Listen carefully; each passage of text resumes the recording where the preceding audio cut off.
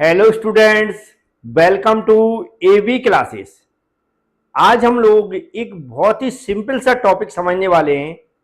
Company के अंदर जो स्टोर होता है वह स्टोर का क्या फंक्शन होता है, वहां पर किस तरह ये काम करता है, क्या इसकी पॉलिसीज होती हैं, इस सब कुछ समझेंगे। वैसे आप लोग सभी जानते हैं स्टोर के बारे में, लेकिन फिर भी एग्जाम में यदि पूछा जाता है कि स्टोर के बारे में समझाइए तो कैसे लिखेंगे, वह हम लोग आज समझेंगे। बस ध्यान से सुनेंगे। यहां पर क्या लिखा है, स्टोर। अब नॉर्मली हम लोग क्या समझते हैं स्टोर के बारे में? किसी कंपनी में कोई स्टोर होगा, कंपनी के अंदर जो भी बाहर से सामान आता है वो स्टोर में रखा जाता होगा, और कंपनी को जरूरत होगी तो वहां से इशू होकर कंपनी के अंदर जाता होगा। यही हम लोग समझते हैं। और स्टोर में फंक्शन भी स्टोर का यही होता है कि जो भी कंपनी के अंदर बाहर से सामान आता है वह सबसे पहले कहां रखा जाता है, स्टोर में रखा जाता है। चाहे वो रॉ मटेरियल हो या कंपनी के अंदर जो जरूरत है उसका सामान हो, चाहे वो परचेजिंग डिपार्टमेंट भी कोई सामान मंगाता है तो उसकी जांच करके भी कहां भेजता है, स्टोर के अंदर भेजता है। मटेरियल मैनेजमेंट डिपार्टमेंट भी कोई सामान मंगाता है तो उसको भी कहां भेजता है, चेक करके स्टोर के अंदर स्टोर करता है। स्टोर में सारे रिकॉर्ड होते हैं सामान के, और जो प्रोडक्ट बनता है कंपनी के अंदर वह भी बनने के बाद सबसे पहले कहां भेजा जाता है, स्टोर के अंदर भेजा जाता है, जहां पर उसकी रिकॉर्ड होता है। मतलब रिकॉर्ड का मतलब उसका रिकॉर्ड रखा जाता है, प्रोडक्ट कितने आए हैं, किस टाइप का प्रोडक्ट है, क्या उसकी स्पेसिफिकेशन है। फिर जाके वह स्टोर कहीं और भेजता है। ये नॉर्मली स्टोर के बारे में हम लोग जानते हैं, आप भी जानते होंगे, वो ये बिल्कुल सही जानते हैं। ये भी एग्जाम में लिखेंगे तो भी चलेगा, लेकिन एक्चुअली में जो थ्योरी में लिखा है वो हम लोग समझ लेते हैं। सामने आप देख सकते हैं ऐसे बहुत सारे पॉइंट मिलेंगे जिन्हें मैं समझाने वाला हूं वन बाय वन।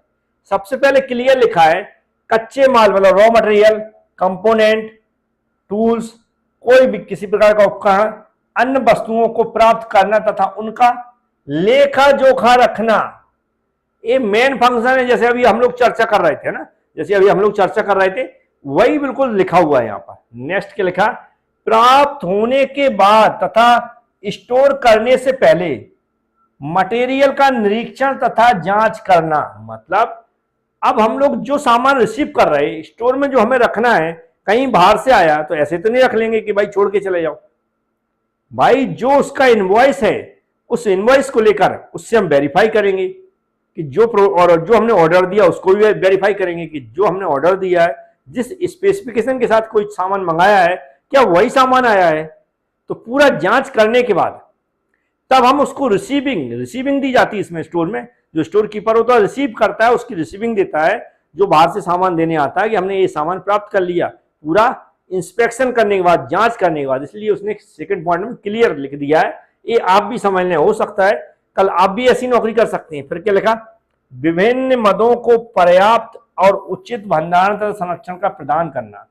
इसका मतलब होता है कि जितने भी सामान हमारे स्टोर में रखे हैं उनको क्या उचित स्थान पर रखें, उनकी सुरक्षा मतलब ऐसे रखें उनकी सुरक्षा खराब नहीं होनी चाहिए। सामान के हिसाब से कौन सा सामान कब खराब होगा, कौन सा ज्यादा दिन तक चल सकता है, क्योंकि अगर डेयरी प्रोडक्ट के देखें तो वहां तो ऐसा ही होता है कि जल्दी भी खराब हो सकते हैं। लेकिन नॉर्मली हम लोग जो अदर कंपनियां देखें जहां पर ऑटोमोबाइल की कंपनियां कंपोनेंट बनते, तो वहां पर ऐसे ऑर्डर से जमाए जाते प्रोडक्ट कि किसी की मांगने पर तुरंत मिल जाए, ऐसी उसकी कोडिंग वगैरह की जाती है। तो ये सब सुरक्षित स्थान पर और सही से जानकारी से रखना। जैसा ना हो कोई सामान की रिक्वायरमेंट हम ढूंढ रहे हैं, कहीं भी पड़ा है तो ढूंढ रहे हैं, उसी में समय बर्बाद हो रहा है, वो कंपनी में प्रोडक्शन रुक गया, ऐसा नहीं होना चाहिए। चाहे वो टूल्स हो, चाहे रॉ मटेरियल हो, या अदर कोई सामान हो, एक बार में क्लिक करने पर वो मिल जाता है कि यहाँ पर ये सामान रखा और सुरक्षित रखा, ये भी ध्यान रखा जाता है। तो ये पॉइंट आपको समझ में आ गए होंगे क्या लिखा हुआ है। नेक्स्ट पॉइंट समझते हैं, ये भी बड़ी सिंपल टॉपिक है, समझ में आ जाएंगे एक ही बार पढ़ने पर। क्या लिखा, उपभोक्ता विभागों की मांगों को उचित इश्यू तथा खपत के अनुसार पूरा करना। उपभोक्ता विभाग मतलब कंपनी के अंदर जो काम हो रहा है या जो हमारे कस्टमर हैं, दोनों तरफ से हो सकते हैं। जरूरी नहीं है कि कंपनी के अंदर ही, कंपनी के अंदर प्रोडक्शन होता है, याद रखें प्रोडक्शन होता है तो मशीन खराब होने पर मशीन के सामान की भी जरूरत पड़ सकती है, मशीन में टूल चेंज करना तो टूल की भी जरूरत पड़ सकती है, मशीन में अदर कोई भी जरूरत पड़ सकती है, किसी भी टाइप के सामान की जरूरत पड़ती है, क्योंकि वो स्टोर में रखा जाता है। तो उसको क्या करना है, यहां पर क्या लिखा लिखा है, to meet the demands of consumer department as per the appropriate issue and consumption. मतलब उसको जो इश्यू हो रहा है सामान, उसका सही से यूज हो रहा है। जैसे आपने इश्यू किया, हो सकता है थोड़ी देर बाद कोई और लेने आ गया सामान, तो हम लोग क्या उसकी जांच करना पड़ेगी कि भाई अभी गया था, इसका यूज क्या हुआ, खत्म हो गया, नहीं हुआ, क्या टूट गया, या फिर ऐसे ही लोग ले जा रहे हैं, तो ऐसे ही नहीं दे सकते, क्योंकि ये रिकॉर्ड उनकी जिम्मेदारी होती है स्टोर कीपर की, नहीं तो उसके पैसे कटेंगे। ये भी हमें देखना पड़ता है, तो ये भी हमारी जिम्मेदारी रहती है। फिर क्या, उचित संरक्षण तथा संचालन के माध्यम से अप्रचलन, सरप्लस तथा स्क्रैप को कम करना। क्या लिखा, reducing obsolescence, surplus and scrap through proper conservation and handling. इसका मतलब होता है ये स्टोर कीपर का ये भी काम है कि जो वहां पर कचरा पड़ा है, बहुत सारा ऐसा पुराना सामान पड़ा है जिसका यूज ही नहीं है, उसको रिटर्न भी करना है। कंपनी के अंदर है, टूल्स टूट रहे हैं, मशीन के पार्ट्स खराब हो रहे हैं, ये सब स्क्रैप है, रद्दी है, कह सकते हैं हमारे हिसाब से कागजों की रद्दी है। ऐसे ही कंपनी में जो लोहे वगैरह के टूल्स होते हैं, मटेरियल के अलग अलग मटेरियल के बने जाते हैं, वो प्लास्टिक की भी हो सकते हैं, किसी और में ग्रीस भी हो सकती है, ऑयल भी हो सकता है, कुछ भी हो सकता है।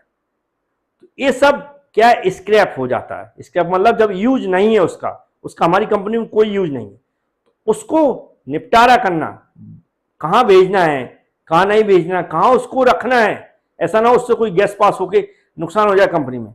ये सब भी किसका काम है, ये स्टोर का फंक्शन होता है। नेक्स्ट क्या लिखा है यहां पर, क्या लिखा, हाईलाइटिंग स्टॉक एक्यूमुलेशन, डिस्क्रेपेंसीज और abnormal consumption and effective control measures. Hindi में क्या लिखा, स्टॉक संचय, विसंगतियों और असामान्य खपत तथा प्रभावी नियंत्रण उपायों को हाईलाइट करना। तो इसका मतलब मैं इस पॉइंट को समझा चुका हूं कि मतलब जो वहां पर मटेरियल सप्लाई हो रहा कंज्यूम होने के लिए कंपनी के अंदर, उस पर भी कंट्रोल करना। मतलब जो मटेरियल सप्लाई हो रहा है उसका यूज हुआ कि नहीं हुआ, उसको भी इनको देखना पड़ता है। ऐसा नहीं कि एक बार आया और इश्यू कर दिया, फिर वो किसी का भी ऑर्डर हो तो उसका इनको रिकॉर्ड रखना पड़ता है।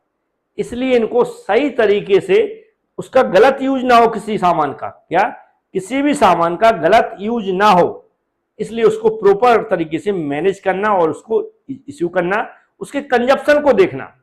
फिर क्या लिखा, सामग्री को कुशलता से मेंटेन करना तथा अपव्यय एवं चोरी से बचाना। तो ये भी आप जानते हैं, जो भी सामग्री है उसकी सुरक्षा करना है, उसको मेंटेन करना है, और वह कोई अचानक मतलब बाहर ना ले जाए, उसका प्रॉपर रिकॉर्ड होना चाहिए। चोरी का मतलब उसको सुरक्षित करना, गार्ड वगैरह लगाना, तो ये सब क्या है, स्टोर है, मेन भाई काम है, तो ये सब तो और चोरी से ये सारे काम करने पड़ेंगे। तो ये पॉइंट थे, हम तो अपनी भाषा में कुछ भी समझा देते हैं और वही समझाया जो लिखा हुआ है। लिखी हुई भाषा आप समझना चाहते हो, जो लिखा हुआ है जैसा मैं समझाता वैसा लिखना चाहते हो वैसा लिख सकते हैं। ये यहाँ पर लिखा है, यदि आप याद कर सकते तो याद कर लें, नहीं ये जो अपनी भाषा में मैंने पॉइंट जैसे समझा दी, यहाँ लिखा कुछ भी हो, विसंगतियां लिखा हो, स्टॉक संचय लिखा हो, जो भी है, इस भाषा को आप याद कर सकते तो कर लें, नहीं कर सकते तो जिस भाषा में मैंने इस पॉइंट को समझाया है उस भाषा का यूज करके आप लिख के आए, आपको नंबर मिलेंगे, कोई नहीं काटेगा। तो उम्मीद है स्क्रीनशॉट वगैरह बहुत सारे स्टूडेंट ले लेते हैं तो ले सकते हैं, नहीं तो एवी क्लास एप्लीकेशन के अंदर आपको पता ही है, आप वहीं से स्टडी करते हैं मैक्सिमम बच्चे, तो पीडीएफ उपलब्ध है, अच्छे से उसको पढ़ लें। पॉलिसी तो नॉर्मल रहती है, पॉलिसी में क्या होता है मैं थोड़ा सा देख लेता हूँ, और इसका डायग्राम भी है शायद, वो भी देख लेते हैं। एक फंक्शन ऑफ स्टोर, इसका एक डायग्राम भी है, वो भी मैं समझा देता हूँ। इस तरह का डायग्राम होता है स्टोर का। इसमें होता क्या है, ये वो समझा रहा है कि कैसे काम चलता है। इनपुट आया, इनपुट के रूप में देखे तो मटेरियल आया, इनपुट के रूप में क्या है, मटेरियल आता है, रॉ मटेरियल आया, मतलब उसको रिसीव किया, स्टोर में गया, स्टोर से फैसिलिटीज, मतलब जहां भी हमने स्टोर किया, फिर वहां के कहाँ पार्ट्स के लिए आता, मतलब पार्ट्स कंपोनेंट में कन्वर्ट होगा। जैसे मान लो जो रॉ मटेरियल की एग्जांपल लिया, किसका लिया, रॉ मटेरियल के लिए, तो रॉ मटेरियल के ही फ्लो साइकिल उसने पूरी बना दी। फिर से पार्ट्स स्टोर में गया, फिर फैसिलिटी के लिए गया, मतलब उस पर जो भी वर्क होना, फिर वो कंपोनेंट पूरा कंप्लीट बन गया, फिर स्टोर में गया, और फिर हमारा आउटपुट के लिए जाए तो फैसिलिटी और बाहर आउटपुट में चला गया। तो इस तरह की साइकिल बना के भी आप समझा सके। फैसिलिटी मतलब जो उस पर काम होना है ना, जो उस पर काम होना, जो काम होना, जैसे आउटपुट जाना मतलब बाहर जा रहा कंपनी से, तो इस पर क्या होगा, पैकिंग वगैरह होगी, उस पर जो भी वर्क करेगा, मतलब हम क्या करेंगे, उसकी रिकॉर्ड रखेंगे, इनवॉइस बनाएंगे, उसको चेक करके फिर पैक करेंगे, फिर कहाँ पर भेजना उसका पूरा हम लोग किसको दे रहे हैं, किसके थ्रू भेज रहे हैं, ये सारी पूरी जानकारी हम क्या करेंगे यहाँ पर उसको रखेंगे, फिर हम आउट करेंगे। तो ये फैसिलिटी का मतलब जो भी यहाँ पर इसमें फंक्शन होना है उसको समझाया गया। तो फैसिलिटी का मतलब समझ गए होंगे, जो फंक्शन होगा उसके बाद आगे बढ़ेगा उसके बारे में समझाया गया। जैसे स्टोर्स, रॉ मटेरियल स्टोर में, स्टोर से फैसिलिटी मतलब क्या हुआ, जिसको देना उसको दिया, फिर वो ले जाके कहा कंपनी के अंदर, मतलब मैंने यहाँ पर इशू किया, ये कह सकते हैं। यहाँ इशू करने से पहले जो रिकॉर्ड बनाना उसके रिकॉर्ड सारे मैंने यहाँ पर मेंटेन किए, सारे रिकॉर्ड मेंटेन किए, और वो प्रोडक्ट कहाँ गया, पार्ट्स, मतलब कहाँ पर रॉ मटेरियल कहाँ गया, ये हमारी कंपनी के अंदर गया जहां पर प्रोडक्शन चल रहा है, तो वहां पर वह क्या बना, पार्ट बना, मतलब प्रोडक्ट बना कोई। फिर इस तरह आगे, इस तरह हर एक पूरी साइकिल समझाई गई, आउटपुट तक की, मतलब प्रोडक्ट बनने के बाद कस्टमर पहुंच रहा है वहां तक की साइकिल समझाएगी। तो एक इश्यू करने तक, लास्ट प्रोडक्ट को इश्यू किया जाता है कस्टमर के लिए, वहां तक किसका काम है, स्टोर का काम। अब यहाँ पर कुछ पॉलिसीज भी होंगी, उनको भी देख लेते हैं, क्या क्या नाम ही पढ़ लेते हैं कम से कम, बकाया तो आप पढ़ ही लेंगे।